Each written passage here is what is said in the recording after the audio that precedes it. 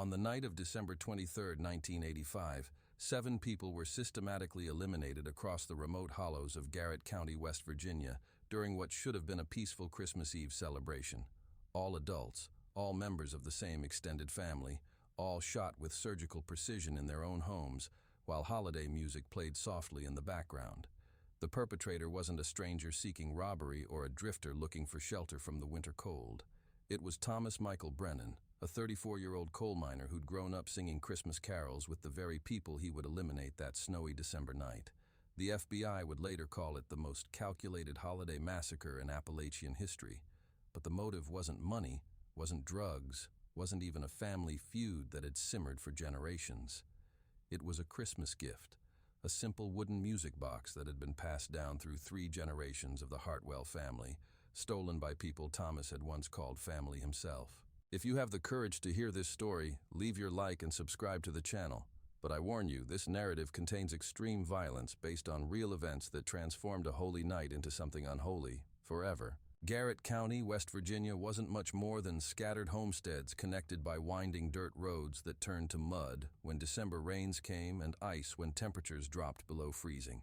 Population 2,847 spread across 40 square miles of steep ridges and narrow valleys, where the Allegheny Mountains gave way to dense forests of hemlock, birch, and oak. The nearest real town, Morgantown, sat 67 miles north on roads that could take 3 hours to travel when winter weather hit hard. December in these mountains meant temperatures dropping to 15 degrees at night, rising to maybe 35 by afternoon if the sun managed to break through the perpetual cloud cover. The air carried the scent of wood smoke from coal stoves, pine needles crushed underfoot, and that particular clean smell of snow that mountain people learn to recognize hours before the first flakes fall. Mornings brought frost so thick it looked like powdered sugar dusted across everything, and the sound of the place was wind moving through bare branches, distant generators humming, and the occasional rumble of a coal truck grinding up some impossible grade. But 1985 was a brutal year in coal country. The industry that had sustained these mountains for over a century was collapsing under foreign competition and environmental regulations. Mines were closing monthly, companies were pulling out, leaving behind abandoned shafts and families with no way to make a living. In Garrett County, unemployment hit 43% that winter. For men who'd grown up believing that hard work in dangerous conditions guaranteed survival, watching the economy vanish felt like watching their very identity disappear. Thomas Michael Brennan was one of those men. 34 years old that December, though the mines had aged him beyond his years. He stood 6 feet even, lean and wiry with muscle built from decades of swinging a pickaxe and hauling coal cars through tunnels barely tall enough for a man to stand upright. His face was weathered like old boot leather, deep lines carved around his eyes from squinting through coal dust and darkness. His hands were massive, knuckles scarred from cave-ins and equipment failures, fingers permanently stained black under the nails despite hours of scrubbing. Thomas had worked the Hartwell mine for 16 years, ever since he'd turned 18 and dropped out of school to help support his mother and younger sister after his father died in a shaft collapse. The Hartwell mine was owned by the Hartwell family, descendants of the original settlers who discovered coal in these mountains in 1887. For nearly a century, the Brennans had worked for the Hartwells in an arrangement that was part employment, part feudalism, part extended family. Thomas lived in a company house, a 2-bedroom frame structure that leaked heat in winter and trapped it in summer. The house came with the job, along with credit at the company store and medical care from the company doctor. It wasn't much, but it had been enough. Enough to marry Sarah Louise Collins in 1974. Enough to raise 2 children, Michael, now 10, and Rebecca, 8. Enough to believe that hard work and loyalty would be rewarded, that a man could build something stable even in unstable times. That belief died on November 15, 1985, when Garrett Hartwell III called a meeting at the mine office and announced that the Hartwell mine was closing permanently. Foreign coal was cheaper. Environmental regulations made small operations unprofitable. The family had decided to sell the mineral rights to a larger company that would strip mine the mountains rather than tunnel through them. Thomas sat in that meeting with 47 other miners, listening to Garrett Hartwell.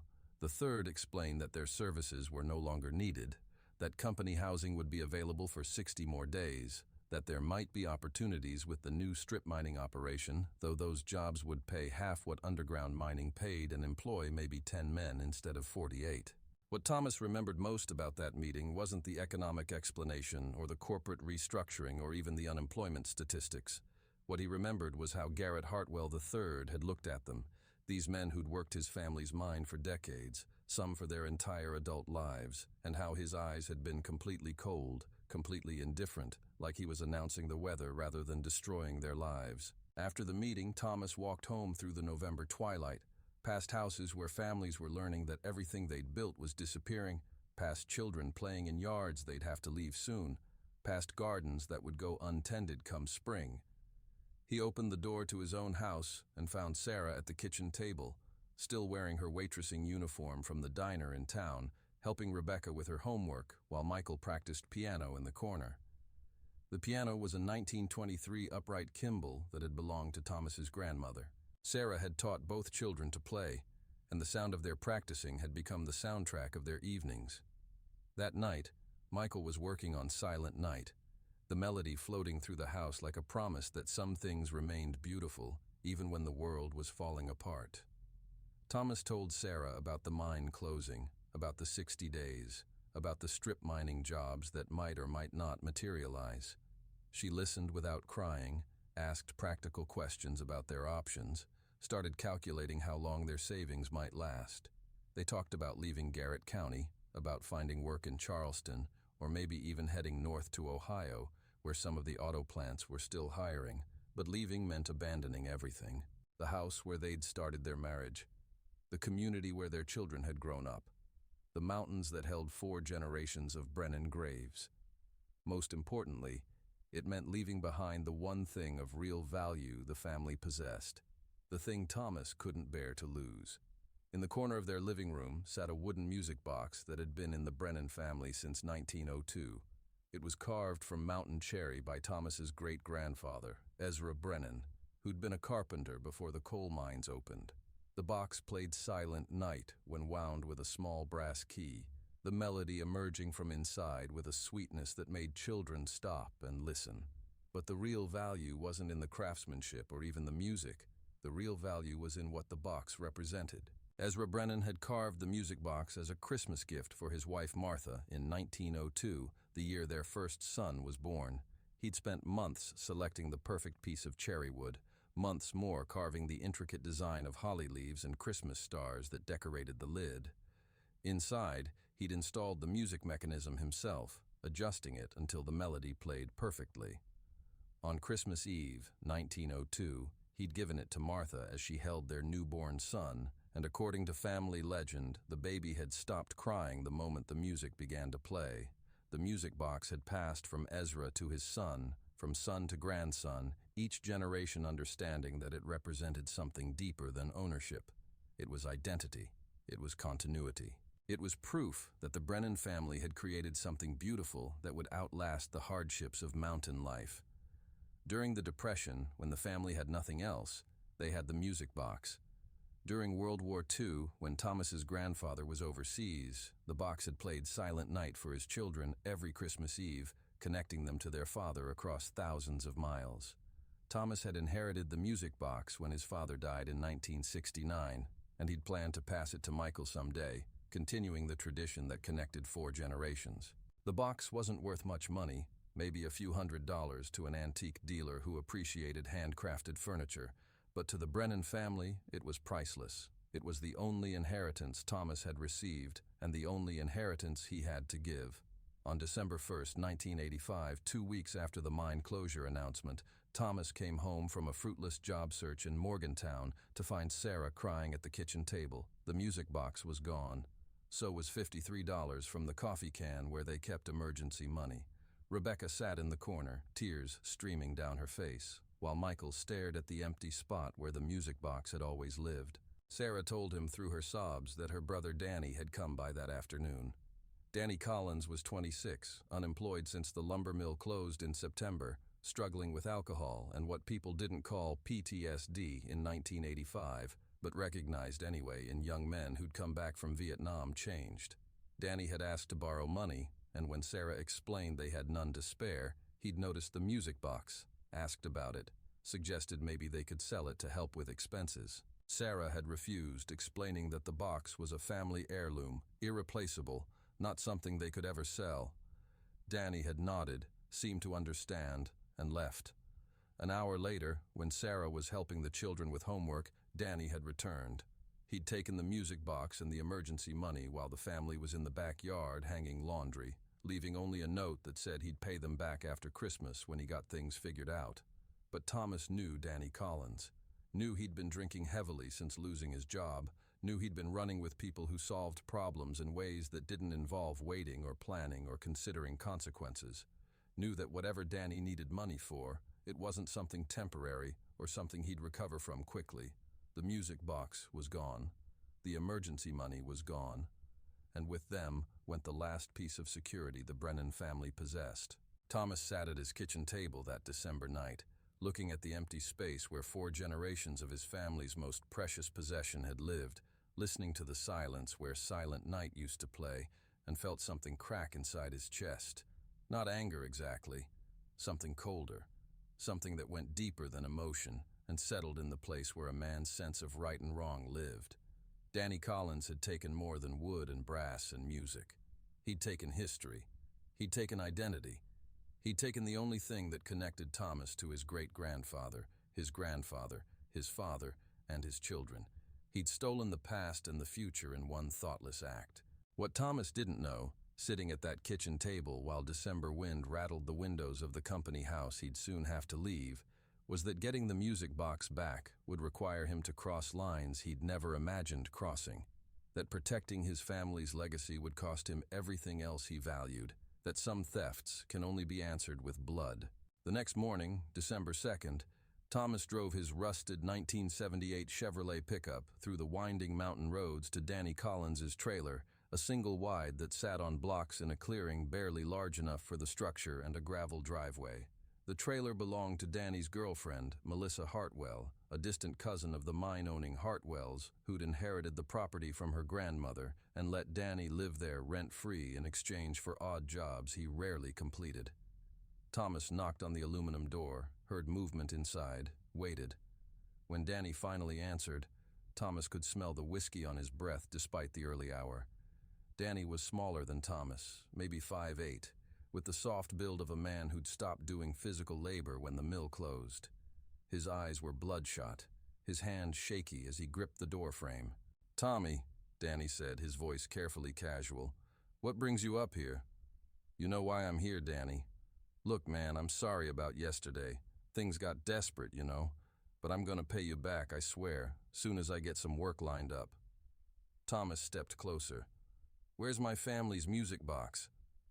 Danny's eyes flickered.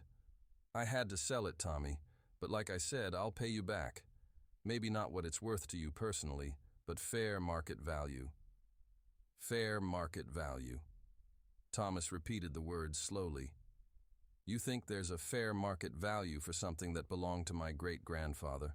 Something he made with his own hands for his wife? It's just a music box, man. Just wood and metal. I can get you another one, maybe even a nicer one." Thomas felt the cold thing in his chest spread outward, into his arms, his hands. "Where did you sell it?" "That's not really your business." "Where did you sell it, Danny?" Something in Thomas's voice made Danny step back. "Garrett Hartwell. He collects old mountain crafts, you know, pays good money for authentic pieces, said it would fit right in with his collection." The world tilted slightly. Garrett Hartwell III, the man who'd just destroyed Thomas's livelihood, had also purchased his family's most precious possession from a thief. The mine owner who'd spoken about the unemployed miners with such cold indifference was now displaying the Brennan music box in his mansion, probably showing it to dinner guests as an example of quaint mountain folk art. "How much?" Thomas asked. 200, which was fair, considering. Thomas grabbed Danny by the shirt and pulled him out of the trailer. Danny stumbled, nearly fell, caught himself against the truck. For a moment, both men stood in the December cold, breath visible in the air, the silence broken only by the distant sound of wind through pine trees. "You're gonna get it back," Thomas said. "Today." Tommy, I can't. I already spent the money, and Garrett ain't gonna just give it back because you ask nice. Then we'll make him give it back. Danny laughed nervously. We? Man, you can't just walk up to Garrett Hartwell's house and demand he return something he bought legal. He's got lawyers, he's got connections. He could have you arrested for trespassing just for setting foot on his property. Thomas looked at Danny Collins, this man who'd grown up in the same mountains, who understood what family heritage meant, who'd stolen from people who'd trusted him because he was desperate and weak and thought his problems mattered more than anyone else's. You created this problem, Danny. You're gonna help me fix it. And if I don't? Thomas didn't answer. Didn't need to. Something in his face made Danny understand that refusing wasn't an option. The Hartwell mansion sat on 200 acres of prime mountain land, 5 miles from the mine that had made the family fortune.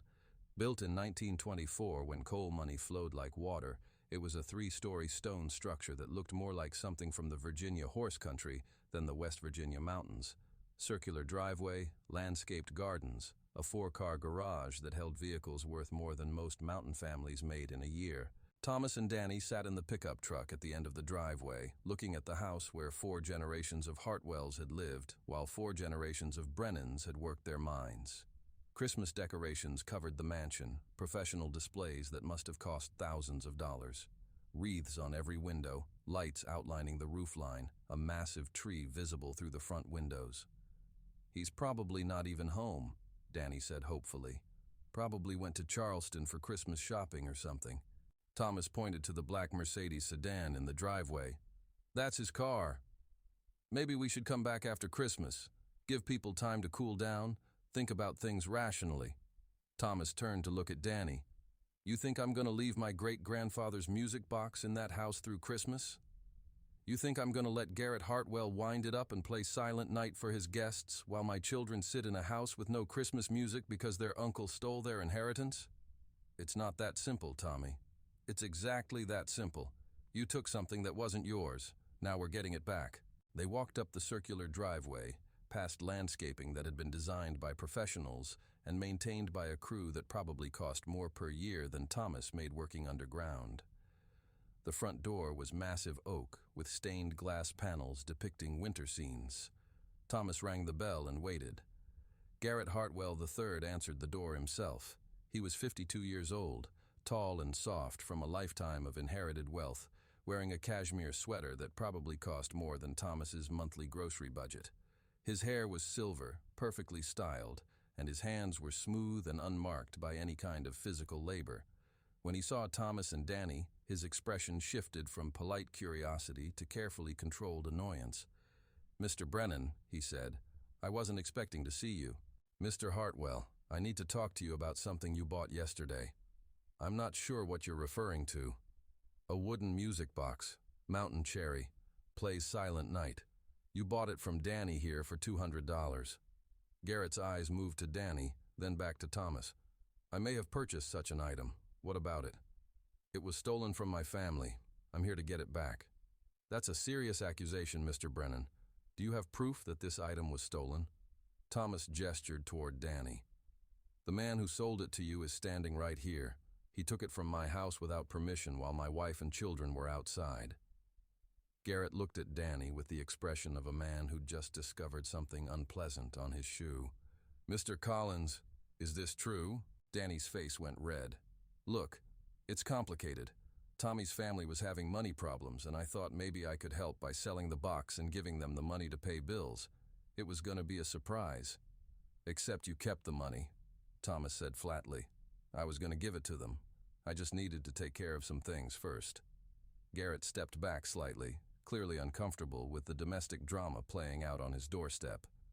Gentlemen, this seems like a family matter that you need to resolve among yourselves. I purchased the item in good faith from someone who represented himself as the rightful owner. If there are issues with that transaction, they're between you and Mr. Collins. You know it was stolen, Thomas said. Nobody sells a family heirloom to pay bills unless they're desperate, and you knew Danny didn't own it when he told you the story about his great-grandfather carving it. I'm not responsible for verifying the provenance of every item I purchase from local residents. If you have legal concerns about the transaction, I suggest you contact the authorities. Thomas stepped closer, I'm not asking you to verify anything. I'm asking you to do the right thing. That music box has been in my family for 83 years. My great-grandfather carved it for my great-grandmother. It's been passed down through 4 generations. It's not something you can replace or compensate for. It's irreplaceable. I understand your attachment, Mr. Brennan, but I paid fair market value for the piece. If you want it back, you're welcome to purchase it from me. For how much? Well, given its apparent historical significance and craftsmanship, I'd say $1,500 would be fair. The cold thing in Thomas's chest spread further. Garrett Hartwell had just closed the mine that employed Thomas and 47 other men, had just destroyed the only source of income for dozens of families, and now he was trying to profit from the theft of Thomas's family heirloom. You paid $200 yesterday, Thomas said. Now you want $1,500. Market prices fluctuate based on demand and available information. I now know more about the piece's history, which increases its value. Its history is exactly why it can't be sold. It belongs to my family. Mr. Brennan, I understand you're going through a difficult time with the mine closure, but that's not my responsibility. I made a legitimate business decision based on economic realities. If you can't afford to purchase your item back, perhaps you should consider whether owning such valuable pieces is practical given your current circumstances. Thomas stared at Garrett Hartwell III, this man who'd inherited wealth built on the labor of mountain families, who'd never worked a day underground, who'd never risked his life in a cave-in or explosion, who'd just suggested that unemployed miners didn't deserve to own family heirlooms because they couldn't afford to buy them back from thieves. I want to see it, Thomas said. I beg your pardon? I want to see my great-grandfather's music box. I want to hear it play. Garrett hesitated. I don't think that's appropriate under the circumstances. Why not? If you own it legally, if you paid fair market value, then there's no reason I can't see it. After a long moment, Garrett stepped aside. Very well, but this doesn't change anything regarding ownership. The interior of the Hartwell mansion was everything Thomas had expected. Hardwood floors that gleamed like mirrors, oriental rugs that cost more than most people's cars, furniture that belonged in museums, oil paintings of Hartwell ancestors who'd gotten rich off coal, while the men who dug it lived in company houses and shopped at company stores. But what stopped Thomas cold was the living room. It was decorated for Christmas, with the kind of elaborate display that only unlimited money could create. Professional tree, designer ornaments, garland draped perfectly along the mantelpiece. And there, sitting on a mahogany side table beneath a spotlight that showed off its carved details, was his great-grandfather's music box. It looked smaller in this grand room, almost lost among the expensive decorations, but it was unmistakably the same piece Ezra Brennan had carved in 1902, the same piece that had played Silent Night for 4 generations of Brennan children, the same piece Thomas had planned to give to Michael someday. Beautiful craftsmanship, Garrett said, following Thomas's gaze. Your great-grandfather was clearly a talented artist. Thomas walked to the table, reached out to touch the carved holly leaves on the lid. The wood was warm, familiar, unchanged, despite being in this alien environment. Would you like to hear it play? Garrett asked. The question sounded generous, but Thomas heard the cruelty underneath. Garrett was showing off his power, demonstrating that he could grant or withhold access to Thomas's own family heritage. Yeah, Thomas said quietly. I'd like to hear it play. Garrett wound the brass key and lifted the lid. Silent Night emerged from the music box, the same sweet melody Thomas had heard thousands of times, the same song that had comforted his children during thunderstorms, the same tune that connected him to ancestors he'd never met but felt deeply. Standing in Garrett Hartwell's living room, listening to his great-grandfather's music box play while Christmas lights twinkled around it like it was just another decoration, Thomas felt something die inside him. Not hope, exactly. Something deeper. The part of him that believed in fairness, in justice, in the idea that doing right would be rewarded and doing wrong would be punished. The music stopped. Garrett closed the lid. Lovely, isn't it? It will make a wonderful addition to my collection. Thomas looked at this man who had everything and wanted more, who had closed a mine that supported dozens of families and felt no responsibility for the consequences, who had purchased stolen goods and now demanded a profit to return them to their rightful owner. He thought about his children sitting in their living room with no music, about the empty space where the music box had always lived. about the tradition that was broken and might never be repaired. "Keep it for now," Thomas said finally. "But understand something, Mr. Hartwell. That music box is going to come home to my family, one way or another."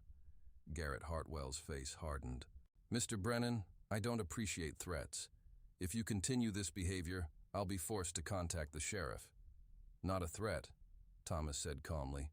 "Just letting you know how things are going to be." He turned and walked out of the mansion, Danny scrambling to follow behind him. They drove back down the mountain in silence, past the empty mine buildings, past the company houses that would soon be abandoned, past everything that had once represented stability and was now just a reminder of loss. That evening, Thomas sat at his kitchen table while Sarah cooked dinner and the children did homework. The silence where the music box used to play felt heavier than before, more complete. Rebecca kept glancing at the empty corner, as if the music box might somehow reappear. Michael had stopped practicing piano altogether. "How did it go?" Sarah asked quietly, stirring a pot of beans that would have to stretch for 3 days. "He won't give it back. Wants $1,500 for something he paid $200 for yesterday." Sarah's spoon stopped moving. $1,500? Says the price went up once he learned about its history. They ate dinner without much conversation, the children sensing the tension between their parents. After the dishes were done and homework was finished, Thomas tucked his children into bed, kissed their foreheads, and tried to answer their questions about when they'd have to move, where they'd go, whether things would be okay. He couldn't answer because he didn't know. What he did know was that watching his family's heritage sit in Garrett Hartwell's living room like a trophy was eating at him in ways he hadn't expected. It wasn't just about the money or even the sentimental value. It was about what the theft represented. The idea that people like Garrett Hartwell could take whatever they wanted from people like the Brennans, could profit from their desperation, could display their family treasures as conversation pieces. Over the next 3 weeks, Thomas tried everything legal and reasonable. He contacted the county sheriff, who explained that since Garrett had purchased the music box in good faith, there was no crime to investigate unless Thomas could prove Danny had intended to steal it rather than borrow it temporarily. He spoke with a lawyer in Morgantown who said a civil suit was possible but would cost more than the music box was worth and take years to resolve. He even swallowed his pride and asked his pastor, Reverend William Morrison, to intercede on his behalf, to appeal to Garrett's Christian conscience during the Christmas season. Reverend Morrison made the call, had what he described as a polite but unproductive conversation, and reported back that Garrett felt he'd acted appropriately and saw no reason to change his position. Meanwhile, Christmas approached with a hollowness Thomas had never experienced. Sarah did her best to maintain traditions with their limited resources, making cookies from flour and sugar she bought with tips from the diner, wrapping small gifts in newspaper because they couldn't afford proper wrapping paper. The children tried to act excited, but the absence of their Christmas music cast a shadow over everything. On December 20th, 4 days before Christmas Eve, Thomas drove past the Hartwell mansion on his way back from another fruitless job interview in Morgantown. The house was more elaborately decorated than before, with additional lights and what looked like a large Christmas party in progress. Expensive cars filled the circular driveway. Through the large windows, he could see people in formal clothes, holding wine glasses, laughing and talking. And there, on the same mahogany table beneath the same spotlight, was his great-grandfather's music box. From the street, Thomas could see Garrett showing it to a small group of guests, probably telling them about the quaint mountain craftsman who'd carved it, the primitive but charming folk art of the local hillbillies. Thomas sat in his truck for 20 minutes, engine running, watching wealthy people admire his family's most precious possession, while his own children went without Christmas music for the first time in their lives. He thought about his great-grandfather Ezra, working by lamplight to carve the perfect gift for his wife. Thought about his grandfather playing Silent Night for children while their father was overseas fighting in World War II.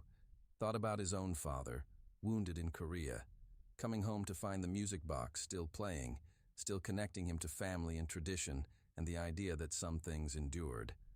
All of that history, all of that love, reduced to an amusing anecdote at a Christmas party for people who had never worked a day in their lives. When Thomas got home that night, he found Rebecca crying in her bedroom. She was 8 years old, small for her age, with dark hair like her mother and eyes that seemed too old for her face. She'd been trying to be brave about the move, about leaving her friends, about the uncertainty that hung over their family like a storm cloud. "What's wrong, sweetheart?" Thomas asked, sitting on the edge of her bed. "I keep listening for the music," she said through her tears. "Every night when I go to sleep, I listen for Silent Night, but it's not there anymore." "I know, baby, I know." "Why did Uncle Danny take our music box? Doesn't he know it's special?" Thomas didn't have an answer that would make sense to an 8-year-old. How do you explain that desperation makes people do things they know are wrong? That some adults prioritize their immediate needs over other people's irreplaceable treasures? That the world isn't always fair, even during Christmas? "Will we ever get it back?" Rebecca asked. "Yes," Thomas said, the word coming out with more certainty than he felt. "We'll get it back. Promise?" "I promise." After Rebecca fell asleep, Thomas sat on his front porch despite the December cold, smoking a cigarette and thinking about promises. About what it meant to be a father, a protector, a keeper of family traditions. About the difference between right and wrong when the law offered no remedy for injustice. About how far a man should go to keep his word to his children. The next morning, December 21st, Thomas made a decision that would change everything. He drove to the hardware store in town and purchased a hunting rifle, a Remington 730-006 caliber, telling the clerk he needed it for deer hunting to put meat on the table now that he was unemployed. The background check took 20 minutes. The rifle cost $340, money they couldn't afford to spend, money that should have gone to groceries or heating oil or saving for the move they'd have to make soon. But Thomas wasn't thinking about money. He was thinking about Rebecca's tears, about the empty corner in their living room, about promises made to children who trusted their father to protect what mattered most. He was thinking about Garrett Hartwell displaying stolen goods at Christmas parties while the rightful owners went without. That afternoon, he drove to a remote section of the mountains where hunters practiced, set up targets, and spent 2 hours relearning skills he'd developed in Vietnam but hadn't used in 15 years. The rifle felt familiar in his hands, the weight and balance triggering muscle memory from a war he'd tried to forget. By the end of the session, he was grouping shots within 2 inches at 100 yards, good enough for what he had in mind. On December 22nd, Thomas called in sick to the part-time construction job he'd managed to find, work that paid a third of what mining had paid and wouldn't last past New Year's. Instead, he spent the day conducting surveillance on the Hartwell mansion, learning the patterns of daily life, noting when staff arrived and left, when Garrett came and went, when the house was most vulnerable.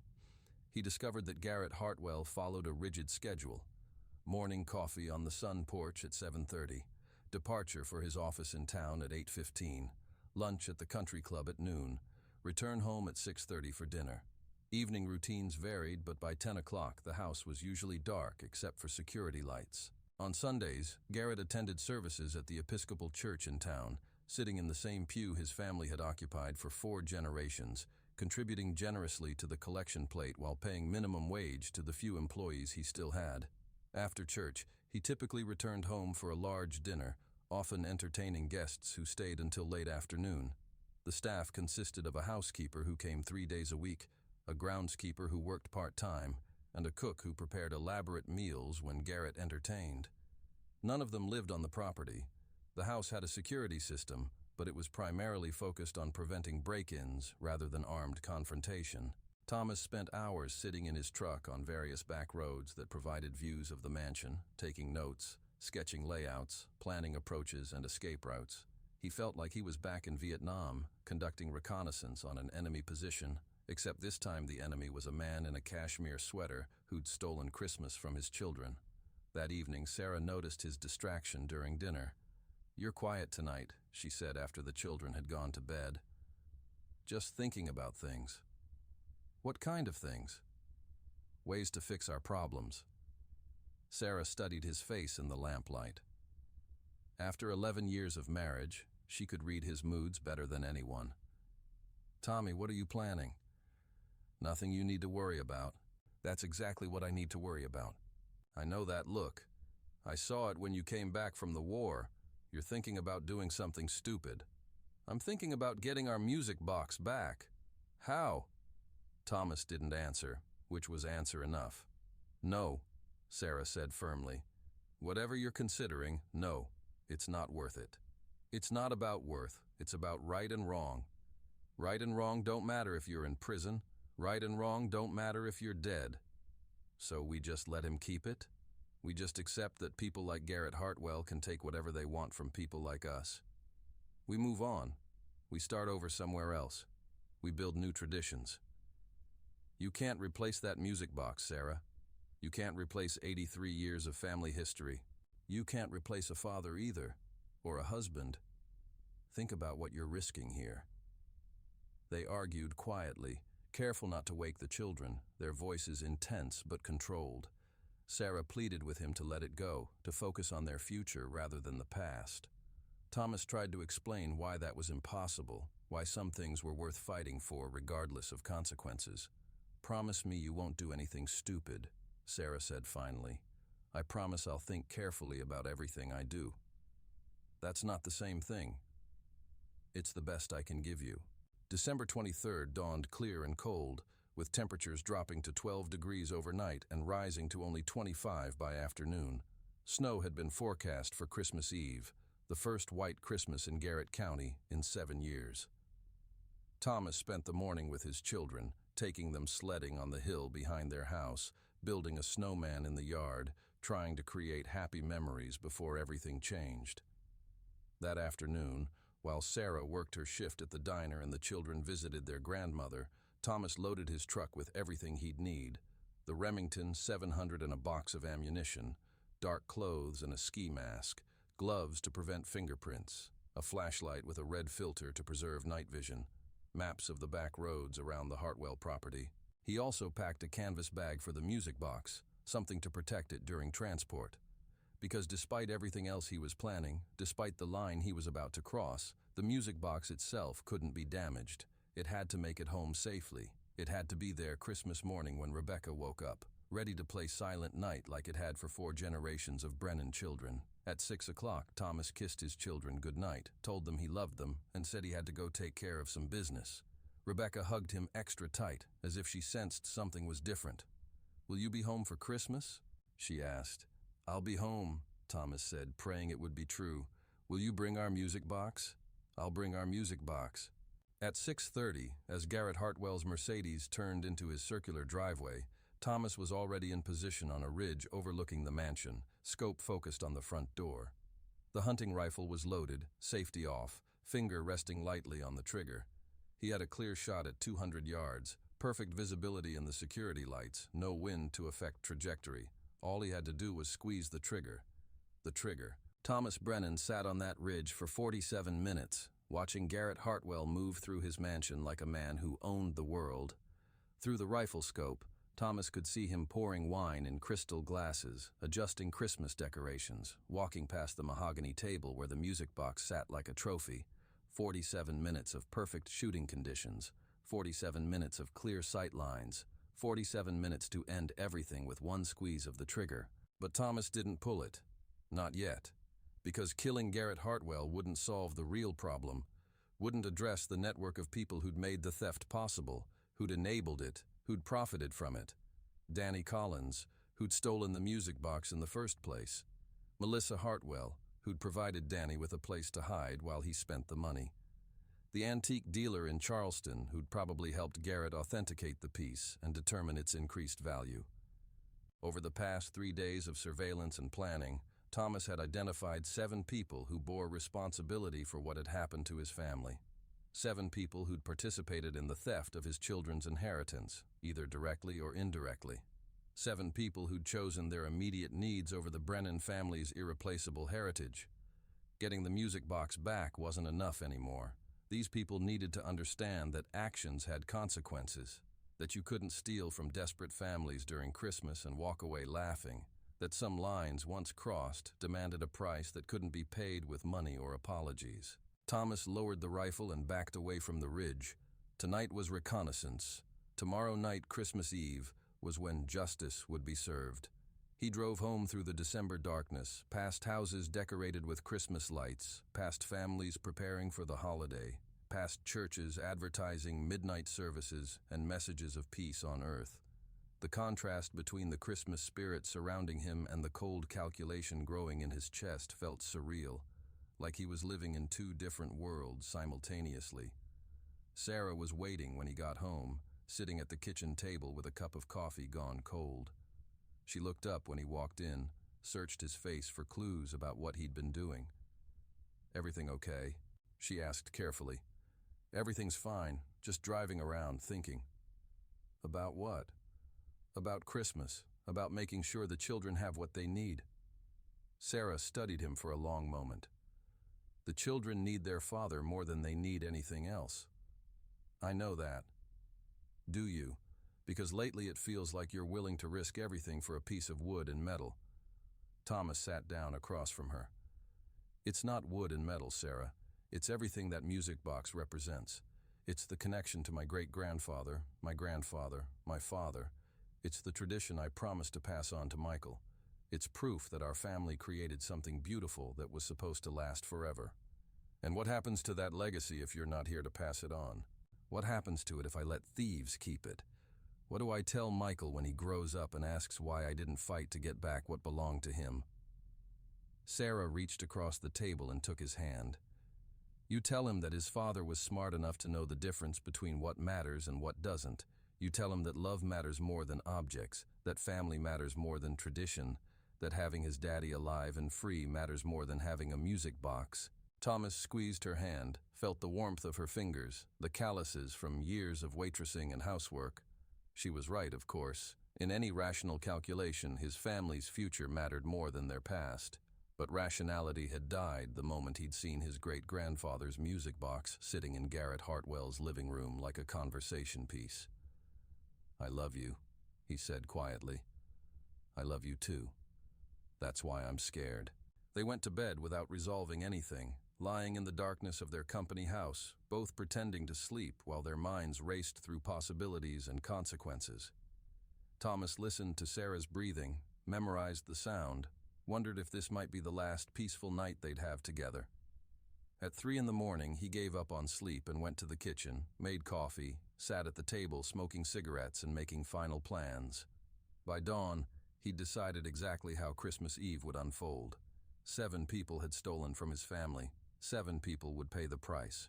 December 24th, 1985. Christmas Eve in Garrett County dawned with the promised snow beginning to fall, fat flakes drifting down through gray skies and settling on everything like powdered sugar. The temperature had dropped to 8 degrees overnight, and the Weather Service was predicting 6 inches of accumulation before midnight. Perfect conditions for what Thomas had planned. Snow would muffle sounds, obscure visibility, and cover tracks. Thomas spent the morning with his children, helping them make paper snowflakes and string popcorn for the small Christmas tree Sarah had managed to afford. He watched Rebecca arrange the few presents under the tree, listened to Michael practice Christmas carols on the piano, tried to memorize every detail of what might be his last Christmas morning as a free man. At noon, while Sarah prepared Christmas dinner with groceries she'd stretched to feed them through the week, Thomas loaded his truck one final time. The Remington 702 boxes of ammunition, a .38 revolver he'd owned since Vietnam, cleaned and loaded, extra magazines, the canvas bag for the music box, maps marking 7 addresses, a thermos of coffee and sandwiches, because what he was planning would take most of the night. He also packed something else. A letter he'd written to Sarah and the children, explaining his actions, telling them he loved them, asking them to understand that some things were worth any sacrifice. The letter was sealed in an envelope marked, "Open only if I don't come home." He hoped they'd never need to read it. At 2 o'clock, Thomas kissed his family goodbye, told them he had to run some errands before Christmas dinner, and promised to be back in time to watch the children open their presents. Rebecca hugged him tight, asked if he was bringing home any surprises.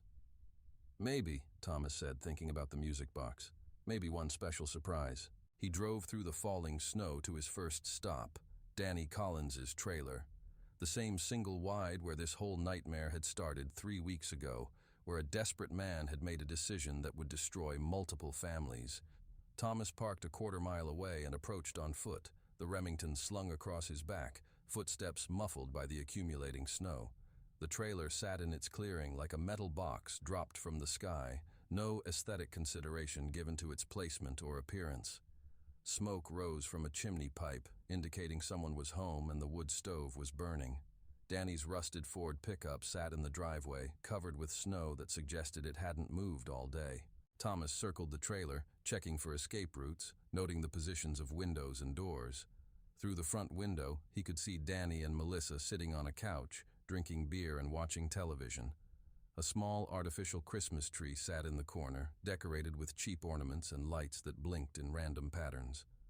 At 4:30, as daylight faded and the snow continued falling, Thomas knocked on the aluminum door. Heavy footsteps inside, then Danny's voice calling out, "Who is it?" "Thomas Brennan. Need to talk to you about Christmas." The door opened, revealing Danny in a stained t-shirt and jeans, beer in hand, face flushed from alcohol and heat from the wood stove. Behind him, Melissa looked up from the couch, her expression shifting from curiosity to concern when she saw Thomas's face. "Tommy," Danny said, his voice overly casual. "Didn't expect to see you on Christmas Eve. Come in, man. Want a beer?"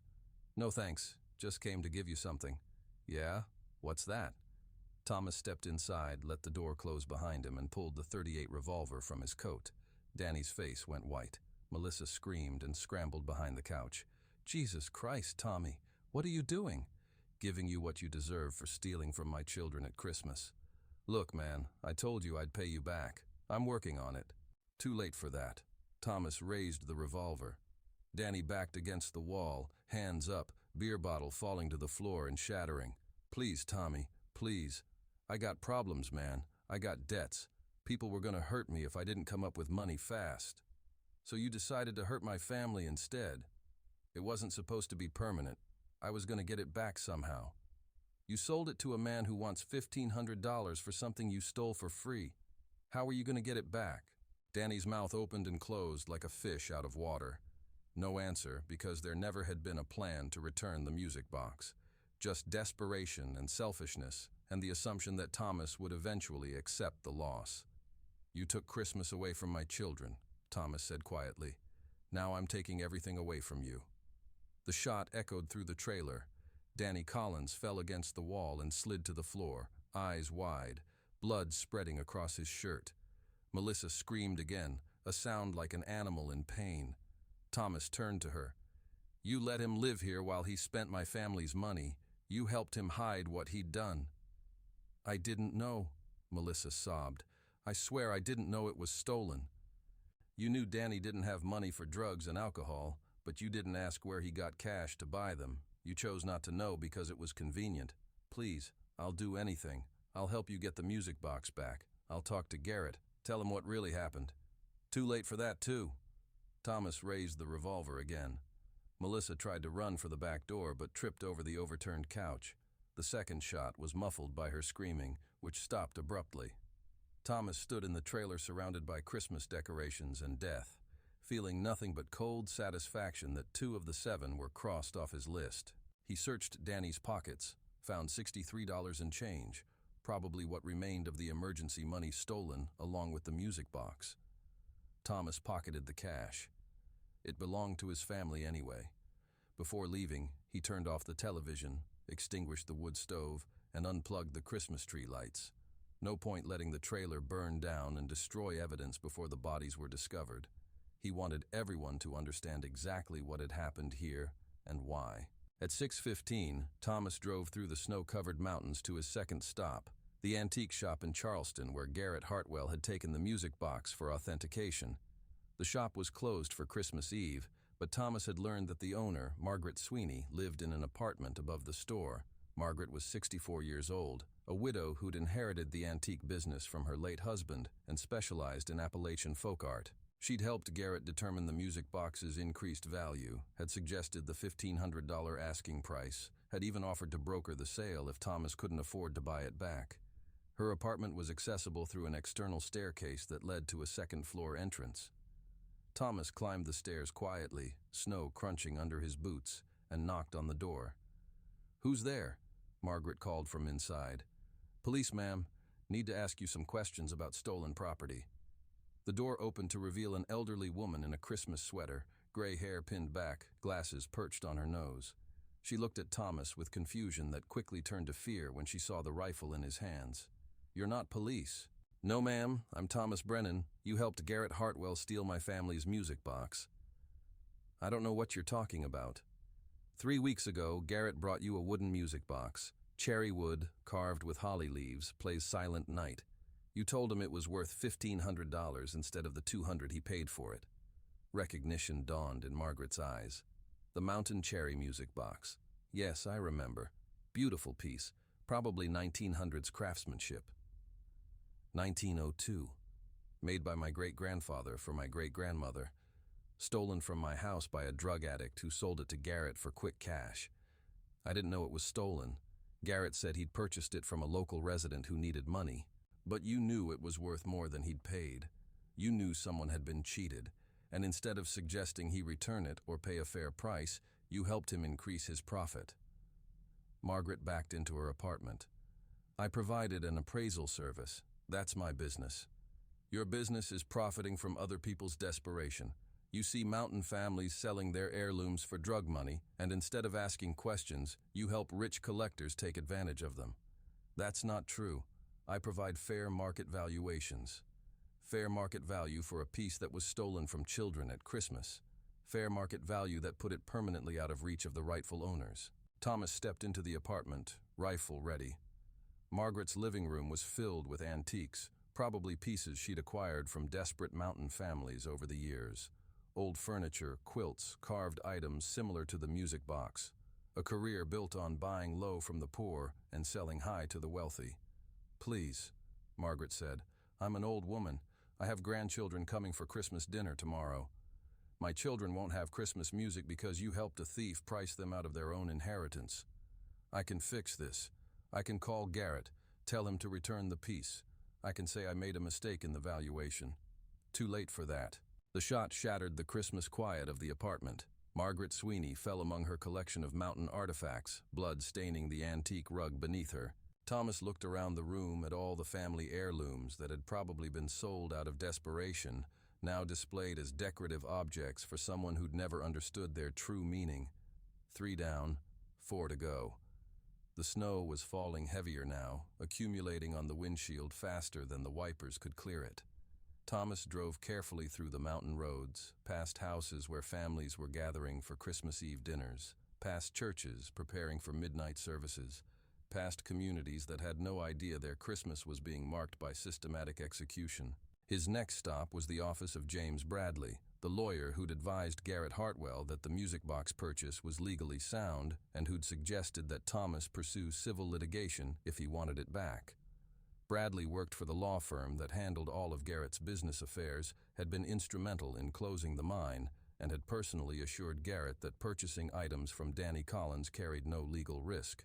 Bradley's office was in a converted Victorian house in downtown Morgantown, but Thomas wasn't going there.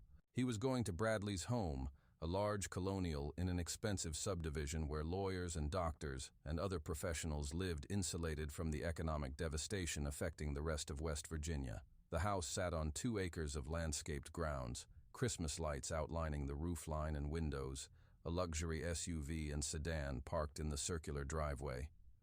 Through the large front windows, Thomas could see a family gathering in progress. Adults in formal clothes, children in Christmas outfits, a scene of prosperity and celebration that felt like something from another world. Thomas parked on the street and approached through the backyard, using mature trees and garden features for concealment. The falling snow made him nearly invisible against the white landscape.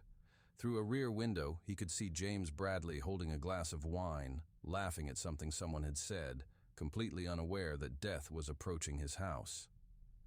At 8:30, as the family gathering moved from cocktails to dinner, Thomas rang the front doorbell. Footsteps inside, then Bradley's voice calling out that he'd get it. The door opened to reveal a man in his 50s, well-dressed and prosperous, holding a wine glass and wearing the confident expression of someone who'd never faced real consequences for his actions. "Can I help you?" Bradley asked, not recognizing Thomas in the darkness and falling snow. "James Bradley?" "Yes." I'm Thomas Brennan. You advised Garrett Hartwell about purchasing my family's music box. Bradley's expression shifted.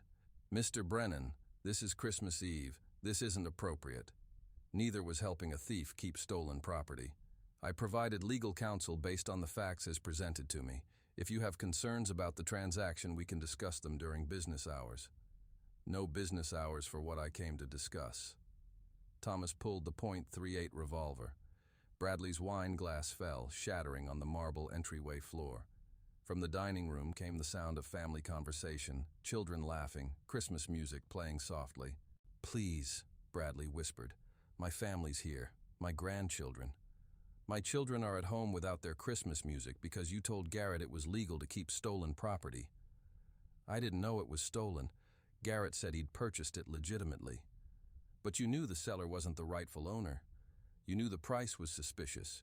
You knew a mountain family wouldn't sell a generations-old heirloom unless they were desperate, and you chose to ignore all of that because it was profitable for your client. I can fix this. I can call Garrett right now, tell him to return the piece. I can threaten legal action if he doesn't comply. You had 3 weeks to do the right thing. 3 weeks to suggest that maybe a decent man would return stolen property to children at Christmas. Instead, you helped him keep it." Bradley tried to close the door, but Thomas pushed inside, backing the lawyer into his own entryway while Christmas music played and his family waited for him to return to dinner. "Daddy," a child's voice from the dining room. "Who's at the door?" "Nobody, sweetheart," Bradley called back, his voice strangled. "Just someone who got lost in the snow." "Lost is right," Thomas said quietly, and pulled the trigger. The shot was partially muffled by the house's thick walls, but Thomas heard the conversation in the dining room stop abruptly. Someone called Bradley's name, footsteps approaching. Thomas was already gone, disappearing into the snowy night while Bradley's family discovered what Christmas Eve had brought to their door. 4 down, 3 to go. By 9:45, Thomas was parked outside the Hartwell mansion, watching the Christmas Eve party through the large windows. The same scene he'd observed the night before, but now it felt different. Now he was no longer planning. Now he was executing. Garrett Hartwell moved through his guests like a man without a care in the world, completely unaware that 4 people had died in his name, completely ignorant of the price being paid for his Christmas entertainment. The music box sat on its mahogany table, probably wound up and played for guests who admired its quaint mountain craftsmanship. But Garrett wasn't first on the remaining list. Before Thomas dealt with the man who'd orchestrated the theft, he had to eliminate the people who'd enabled it. Starting with Dr. Robert Hartwell, Garrett's younger brother, who'd been present when the music box was authenticated and had encouraged Garrett to keep it rather than return it to the rightful owners. Robert lived in a smaller but equally expensive house 3 miles from his brother's mansion, a contemporary structure that looked like something from a magazine rather than a home. He was hosting his own Christmas Eve gathering, though on a smaller scale than Garrett's elaborate party. Thomas approached the house at 10:15, using the same tactics he'd employed at the other locations. Snow continued falling, now approaching 4 inches of accumulation, perfect conditions for concealment and sound dampening. Through the windows he could see Robert Hartwell with his wife and adult children, all of them dressed expensively, all of them benefiting from the wealth built on coal extracted by men like Thomas's ancestors. The front door was answered by Robert himself, a man who looked like a softer, younger version of his brother Garrett. Same silver hair, same entitled bearing, same expression of mild annoyance at being interrupted during a social gathering. "Dr. Hartwell?" "Yes?" "Thomas Brennan. I need to talk to you about my family's music box. I'm not sure what you're referring to. 3 weeks ago, you were at your brother's house when he showed you a wooden music box he'd bought from Danny Collins. You examined it, confirmed its value, and advised him to keep it despite knowing it had probably been stolen." Robert's face went pale. "Mr. Brennan, this is Christmas Eve. My family is here. Can't this wait? My family's Christmas has been waiting for 3 weeks. Look, I don't know the details of Garrett's transaction. If you have concerns, you should address them with him directly. I'm addressing them with everyone who participated. You told him the piece was authentic folk art, worth keeping in the family collection. You knew it belonged to someone else's family. I provided an informal opinion about craftsmanship, that's all." Thomas pulled the revolver. Robert stepped back, hands raised, the color draining from his face. "Who's at the door, Robert?" A woman's voice from inside the house.